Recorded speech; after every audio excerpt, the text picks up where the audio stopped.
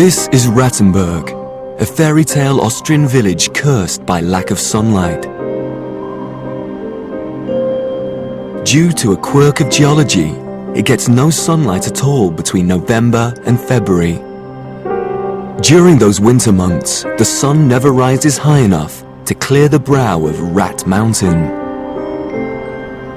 And the town lies in permanent shadow, while its neighbor across the river basks in the sunshine.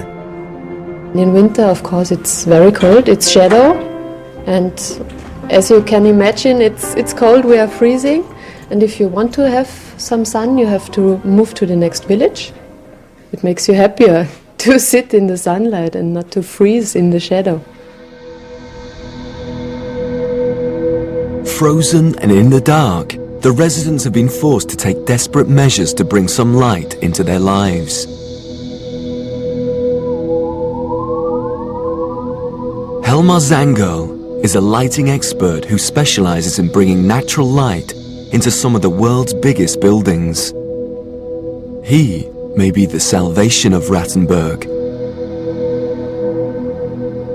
Evolutionary speaking, man has adapted to natural light and has adapted to the sun. And if we deprive man of the sun, clearly it's a different quality of life. How do you feel if you sit for 1 week in a place with fog? And how do you feel when you sit for 1 day in a place where the sun shines? I personally feel so much happier in sunshine, I can tell you that. But the sun is much more than a giant light bulb. There are other forces at work in the sun.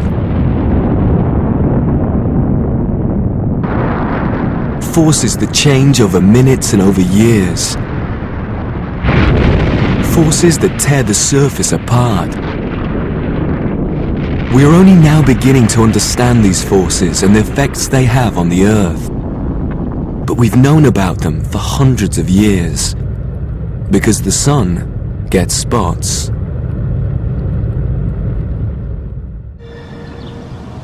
When the sunspots disappeared, something on the sun changed that cooled the Earth down. But it wasn't that the solar output changed. No matter how many sunspots there are, the sun doesn't get any hotter or brighter.